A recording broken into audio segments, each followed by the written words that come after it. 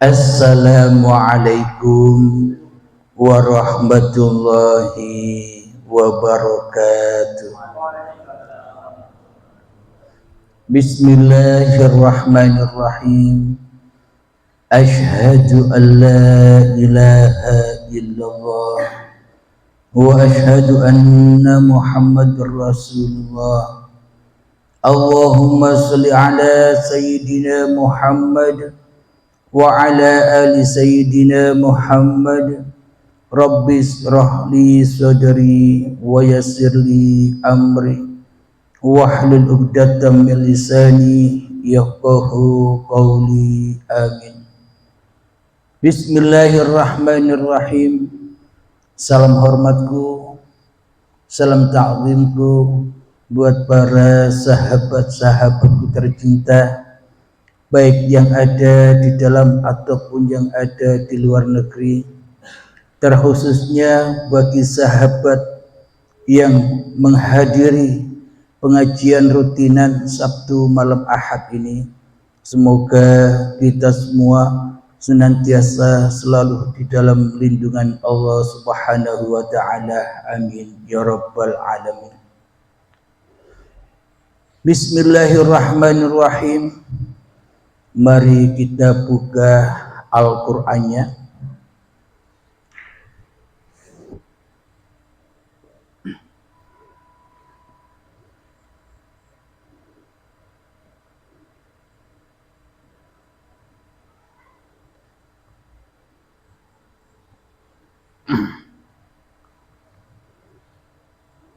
Kita buka surat Al-Ahzab.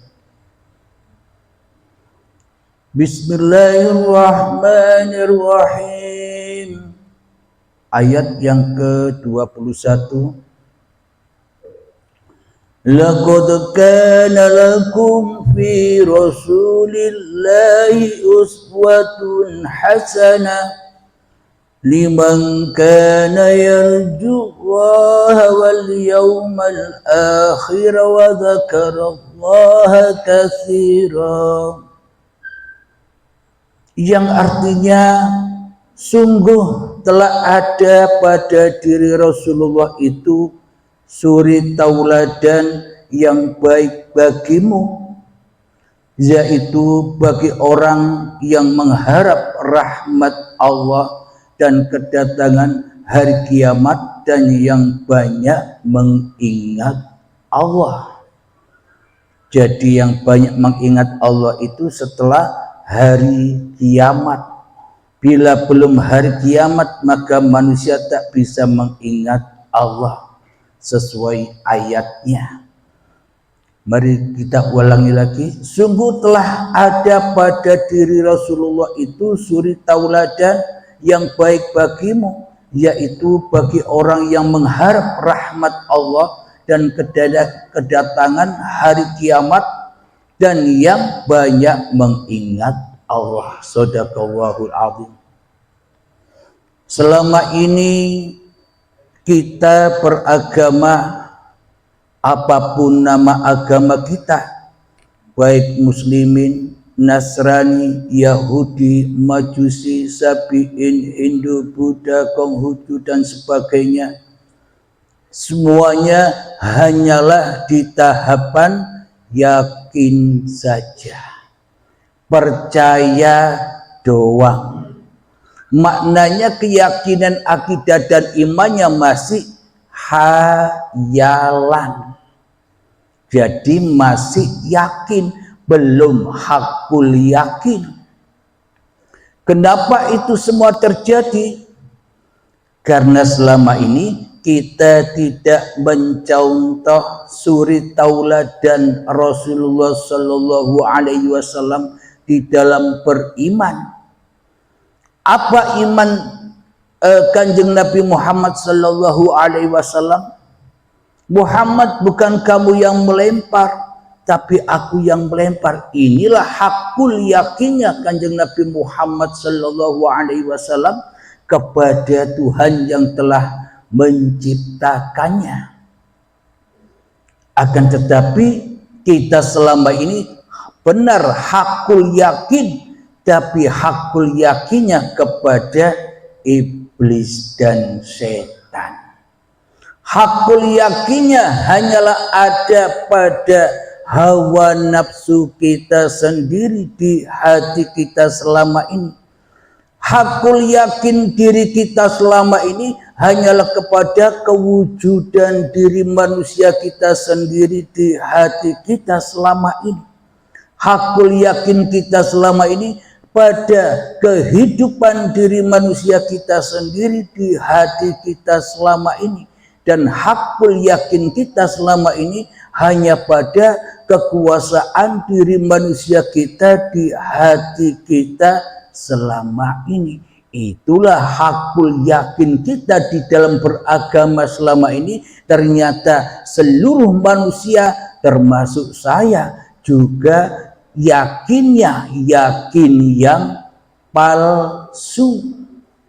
Yakinnya hanyalah yakin tahapan hayalan, tahapan bayangan, yang mana Tuhannya, yang mana Allahnya, Gustinya, Romonya, Sang Yang Widinya masih kalah wujud dengan diri kita di hati kita selama ini.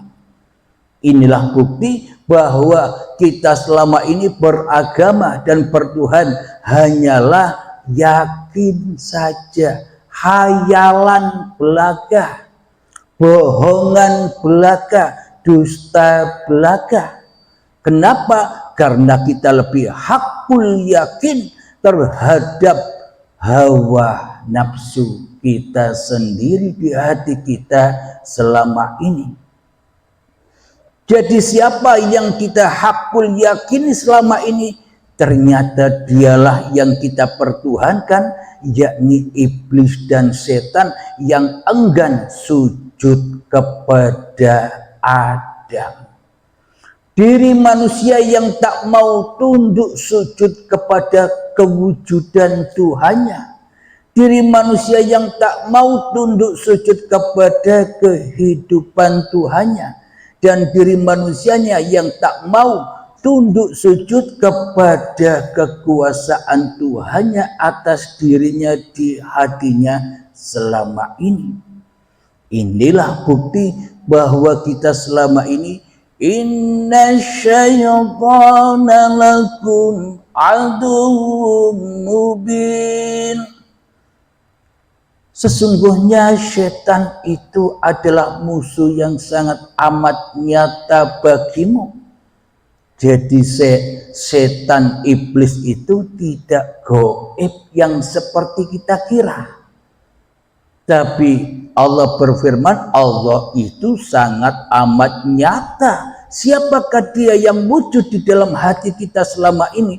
Dialah yang kita hakul yakini, yakni keberadaan diri kita sendiri di hati kita yang ternyata lebih hidup daripada hidupnya Allah, lebih wujud daripada wujudnya Allah, lebih berkuasa daripada kuasanya Allah di hati kita selama ini.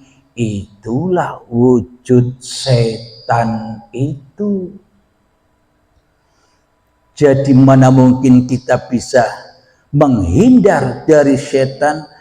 Bagaimana mungkin kita bisa mengalahkan setan, sedangkan setan itu adalah diri kita sendiri selama ini yang tanpa kita sadari. Maka dari itu Kanjeng Nabi Muhammad diturunkan, diutus ke dunia ini,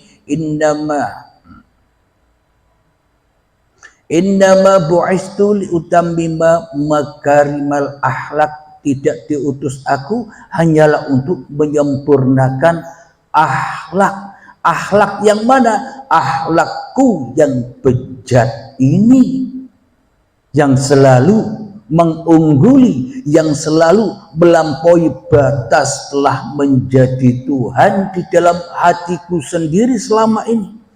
Karena yang kuesakan hanyalah diriku sendiri di hatiku. Karena yang ku tauhidkan hanyalah diriku sendiri di hatiku. Dan karena yang hakul yakin berada di dalam hatiku, yakni diriku sendiri, saya bertanya, sebetulnya Anda ini ciptaan siapa?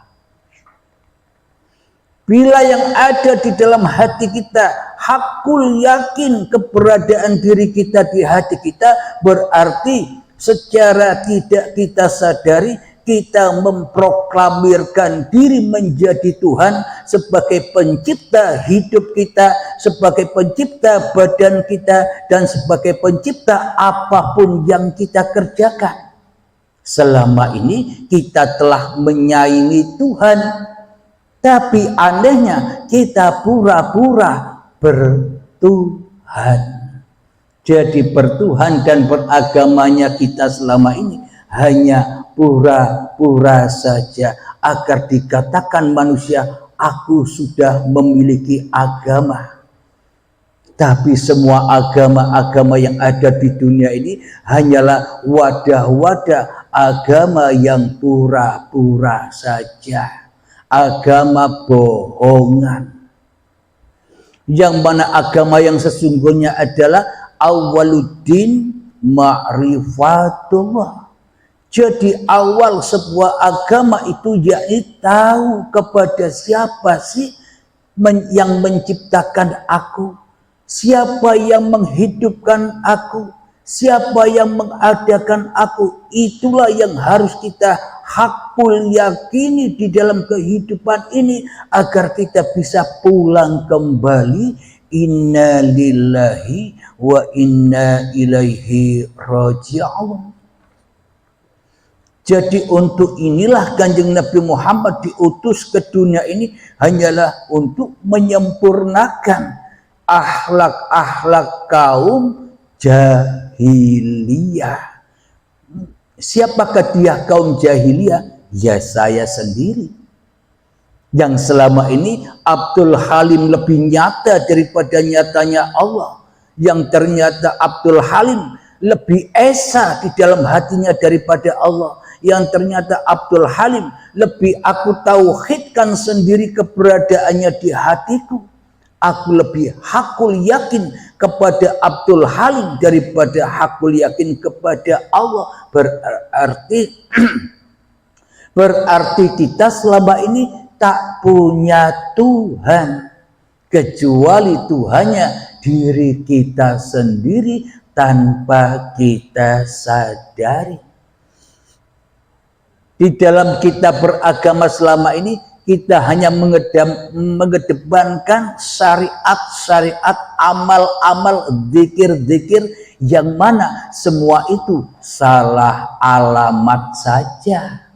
Bagaimana mungkin Islamnya, bagaimana mungkin agamanya, bagaimana mungkin zikirnya, sholatnya, amalnya, ibadahnya bisa sampai kepada Tuhan yang tidak kita esakan, yang tidak kita tauhidkan, dan yang tidak kita hakul yakinkan di dalam dada kita selama ini. Semua itu hanyalah tipuan-tipuan hawa nafsu kita sendiri saja, yang mana semuanya kembali kepada linafsi di dalam apapun yang berlaku di dalam kehidupan ini. Karena yang wujud, karena yang hidup, karena yang berkuasa, dan karena yang kita esakan, yang kita tauhidkan, dan yang kita hakul yakinkan di dalam dada kita, yakni masih Abdul Halimnya, masih diri manusia kita. Tentunya mana mungkin kita bisa beribadah, mengabdi, menyembah, bahkan kembali kepada Tuhan yang telah menciptakan kita. Kita selama ini hanyalah bermain-main saja di dalam kehidupan ini, bermain-main saja di dalam beragama, bermain-main saja di dalam bertuhan. Yang kita kedepankan di dalam hati kita bukan Tuhan, tapi diri kita sendiri yang menjadi Tuhannya, yang mengerjakan dan yang menerima semua amal itu ya diri kita sendiri. Inilah bukti bahwa kita selama ini hakul yakinnya hanyalah kepada iblis dan setan yang selalu menyombongkan dirinya terhadap Tuhannya. Alhamdulillahirabbil alamin. Lanjut ayat yang kedua. Bismillahirrahmanirrahim. Al-Ahzab 22. Walamma ra'al mu'minuna al-ahzab qalu hadza ma wa'adana Allahu wa rasuluhu wa sadaqallahu wa rasuluhu wa ma zadahum illa imanan wa taslima, yang artinya, dan ketika orang-orang mukmin melihat golongan-golongan yang bersekutu itu, mereka berkata, inilah yang dijanjikan Allah dan Rasul-Nya kepada kita, dan benarlah Allah dan Rasul-Nya yang demikian itu menambah keimanan dan keislaman mereka. Jadi bagaimana mungkin keislaman dan iman ini bertambah sementara kita selama ini belum bertuhan, belum punya Tuhan. Jadi agar kita punya Tuhan, ya harus didatangkan kiamatnya dulu. Jadi para nabi dan para rasul itu sudah datang kiamatnya lebih dulu, baru dikatakan beriman, baru dikatakan hakul yakin. Bila tidak kiamat, apa sih kiamat itu? Dioperasi hatinya Nabi Muhammad ketika mau Isra Mi'raj, dioperasi hatinya, dibersihkan hatinya dengan ma'ul hayat. Jadi jangan Anda bayangkan operasinya seperti di rumah sakit. Yang dioperasi itu hatinya dengan digempur-gempur dengan ilmu ketuhanan, digempur dengan ilmu hakikat makrifat, itulah dioperasi itu. Sehingga datanglah hari kiamat itu, maka ketika sudah kembali hidup dan badan Nabi Muhammad dikembalikan kepada innalillahi wa inna ilaihi raji'un, itulah kiamatnya para nabi dan rasul, sehingga iman mereka bertambah, yang tadinya menjadi utusan, menjadi rasul, menjadi pesuruh iblis dan setan, ketika datang kiamatnya maka bangkitlah imannya, menjadi kembali menjadi rasul-rasulnya Allah, menjadi utusan-utusan Allah, menjadi pesuruh-pesuruh Allah. Jadi yang jadi nabi dan rasul itu ya bukan para nabi dan para rasul tempo dulu saja. Sebenarnya seluruh manusia ini dijadikan oleh Allah sebagai khalifah, sebagai para nabi dan para rasul-rasulnya Allah. Akan tetapi berhubung hakul yakin pada diri kita selama ini hanya kepada setan dan iblis, yakni dengan sekutunya hawa nafsu kita sendiri, maka rasul, khalifahnya, utusannya dan pesuruhnya hanya diperintah-perintah oleh iblis dan setan saja. Kita selama ini lebih cinta diutus setan di dalam hati kita daripada diutus Allah. Maka dari itu tak akan pernah bisa lillahi ta'ala bagi manusia yang belum Islam hatinya, yang belum ketemu dengan kiamatnya. Kiamatkan dirimu, hancurkan dirimu, angan-anganlah, hayatilah keberadaanmu di dunia ini, dari mana engkau berasal. Jadi di dalam Al-Isra ayat pertama, Bismillahirrahmanirrahim. Subhanalladzi asra bi'abdihi laylan. Maha suci Allah yang telah memperjalankan hambanya di suatu malam. Minal masjidil harami ilal masjidil aqsa alladzi barakna. Dari Masjidil Haram hingga ke Masjidil Aqsa yang diberkahi. Haulahu linuriyahu min ayatina. Dengan tujuan agar supaya bisa menyaksikan ayat-ayatku. Ini bila diterjemahkan versi iblis, versi setan, versi hawa nafsu yang dipandang ya arti sosok-sosoknya. Sosok yang di luar. Cerita yang di luar dan semuanya hanyalah dongeng belaka. Yang sesungguhnya arti yang dalam, arti mutasabihatnya. Jadi yang Isra Mi'raj itu bukan hanya Kanjeng Nabi Muhammad saja. Karena Kanjeng Nabi Muhammad hanyalah contoh manusia yang termulia. Kita pun harus mengikuti contohnya. Jadi bila yang Isra Mi'raj hanyalah Kanjeng Nabi Muhammad saja, pasti ayatnya berbunyi, Subhanalladzi asra bi Muhammadin bin Abdullah. Berarti khusus buat Nabi Muhammad saja yang bisa Isra Mi'raj. Manusia yang lainnya tidak bisa Isra Mi'raj. Padahal ayatnya Subhanalladzi asra bi abdihi lailan. Jadi maha suci Allah yang memperjalankan hamba-hambanya. Siapa hambanya? Apa Nabi Muhammad saja? Ya seluruh yang diciptakan inilah, seluruh manusia inilah hamba-hamba Allah.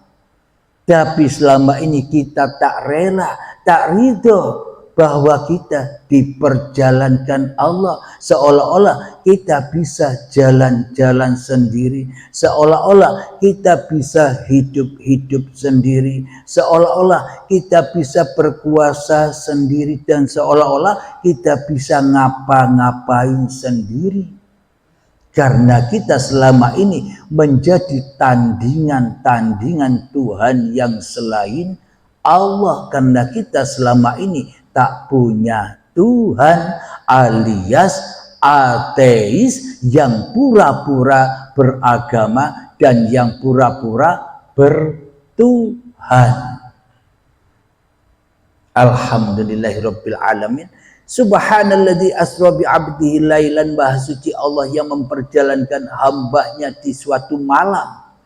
Jadi malam yang dimaksud Al-Quran ini bila ahli hijab atau orang syariat mengartikan ya malam-malam yang dohir, malam-malam yang di luar. Akan tetapi yang dimaksud Allah malam ini malam yang bagaimana? Malam ketika dirimu belum ada. Itulah malam yang dimaksud Allah. Yang ada hanyalah sucinya Allah. Yang ada hanyalah uripe Allah yang menciptakan manusia dari tanah. Itulah Masjidil Haram hingga Masjidil Aqsa, yaitu bayi yang berkah. Bayi yang berkah yang sudah lama ditunggu-tunggu oleh kedua orang tuanya.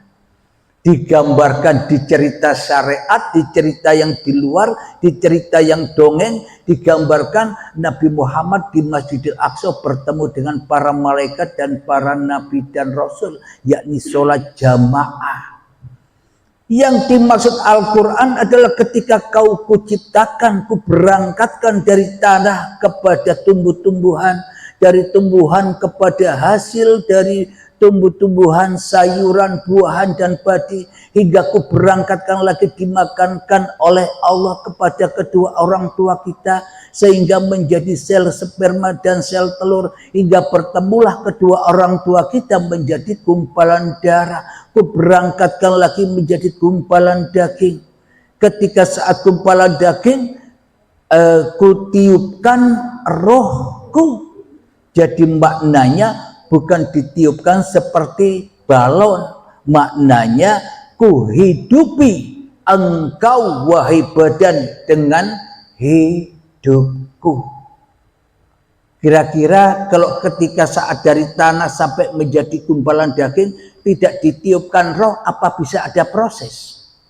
Jadi sebenarnya ditiupkan roh itu sejak saat dari tanah sampai menjadi gumpalan daging. Saat di dalam gumpalan daging kita diingatkan kembali agar tidak lupa bahwa roh ini bukan rohmu, tapi ruhullah, uripe Allah dewe.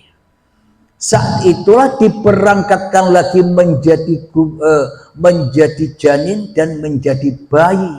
Itulah yang dimaksud Masjidil Aqsa. Sudah ditunggu-tunggu oleh bapak ibu serta sanak saudaranya. Itulah yang dimaksud sholat jamaah itu. Ketika manusianya, bayinya masih suci, bersih dari pengakuan hawa nafsunya, itulah yang dimaksud sholat berjamaah. Berjamaah dengan siapa? Berjamaah dengan Tuhannya. Jadi kalau sholat berjamaah dengan Tuhannya itu enak. Oe makan datang, oe minum datang, oe dimandikan, tidak ikut apa-apa. Karena dia apa? Dia suci. Meskipun kita sholat umur 1000 tahun, sholat terus di Mekah, ibadah terus di Mekah, tapi ketika kita masih merasa ada wujud hidup yang berkuasa atas semua apa yang kita lakukan, itu bukan suci lagi, tapi kotor, maksiat terus. Kenapa? Karena diri kita tidak mau malam. Allahnya dimalamkan, Allahnya diyakini saja. Allahnya hanya bayangan-bayangan Tuhan saja. Kenyataan Tuhan sendiri di dalam hati kita selama ini hanyalah diri kita sendiri. Berarti yang lebih kita hakul yakini di dalam hati kita hanyalah sosok iblis Abdul Halim ini, yang selama ini jadi iblis tapi pura-pura jadi orang alim, jadi khalifah, jadi kiai, jadi habaib, padahal hatiku iblis. Kenapa? Hakul yakinku di dalam hatiku hanyalah kepada diriku sendiri daripada kepada Tuhan yang telah menciptakan aku. Alhamdulillahirabbil alamin. Sebelum kita lanjutkan, marilah kita melatih hati kita, melatih menghening-heningkan diri kita, memalam-malamkan diri kita, sehingga kita akan menghayati siapakah hidup ini. Hidup inilah yang laisa kamitslihi syai'un itu. Hidup inilah yang tak bersuara dan tak berhuruf itu. Mari kita selami bersama mengheningkan cipta. Mulai, silakan. Bismillahirrahmanirrahim.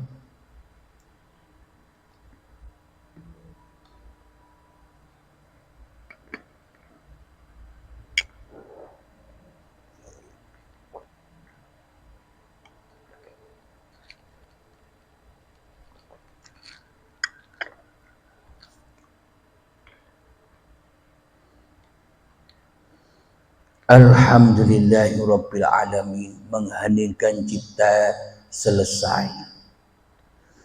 Jadi untuk apa kita diberangkatkan oleh Allah dari tanah Seluruh manusia diberangkatkan dari tanah sampai menjadi bayi yang suci. Untuk apa? Supaya haulahu linuriyahu min ayatina, supaya bisa menyaksikan ayat-ayatku. Bukan untuk sholat dan ibadah. Mana mungkin kita bisa sholat, bagaimana mungkin bila kita bisa beribadah tanpa kedatangan malam. Malam yakni ketiadaan diri kita, yakni kiamat yang sudah dilalui oleh para nabi dan rasul, barulah bangkit keimanan itu. Jadi kiamat itulah para nabi dan para rasul masuk Islamnya indallah.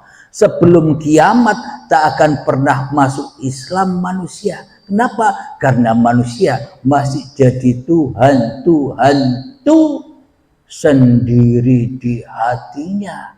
Akhirnya gentayangan terus imannya. Tidak beriman kepada Tuhan, tapi beriman kepada Tuhan itu hawa nafsunya sendiri. Ya termasuk saya. Anda jangan silau dengan saya. Kita semua sama-sama hamba-hambanya Allah, sama-sama dihidupi Allah, sama-sama diperjalankan Allah, dan sama-sama dituhani oleh Allah, serta sama-sama menjadi rasul-rasulnya Allah. Tanpa menjadi rasulnya hidup, rasulnya uripe Allah, mana mungkin Anda diperintah bisa datang ke sini.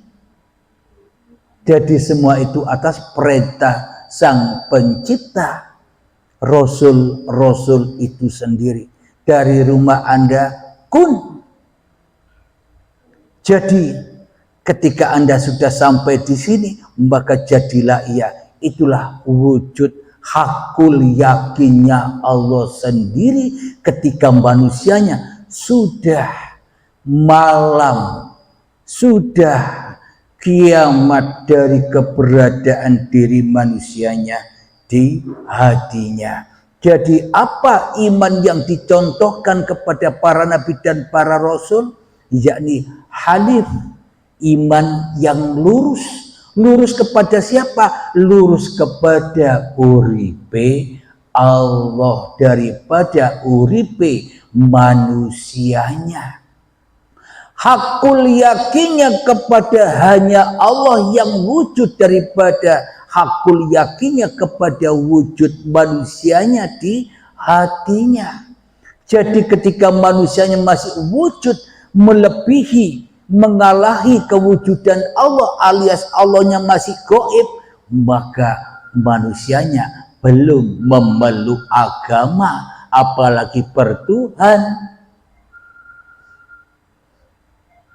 Jadi untuk beribadah melaksanakan syariat-syariat agama, ya harus tahu untuk siapa itu semua diberlakukan. Untuk siapa itu semua dipersembahkan. Kalau kita tidak tahu kepada siapa yang tempat kita mempersembahkan semua itu, ya bagaimana mungkin sampai amal kita? Ya terbakar terus. Di mana terbakarnya? Ya di dalam nerakanya hawa nafsu kita sendiri. Kenapa? Karena kita selama ini tak sadar telah lama puluhan tahun kumpul iblis dan setan di nerakanya Allah yang selalu panas membara, ditakut-takuti dengan kehidupan dunia, ditakut-takuti dengan dongeng-dongeng alam-alam gaib setelah kematian, di hari kiamat, hari kebangkitan, hari pertanggungjawaban, yaumul hisab. Kita selama ini ditakut-takuti oleh iblis dan setan. Coba kita hayati. Selama ini ternyata kita sholat, ibadah, zikiran, sholawatan, berdoa bukan kepada Allah. Kenapa? Allahnya tidak wujud.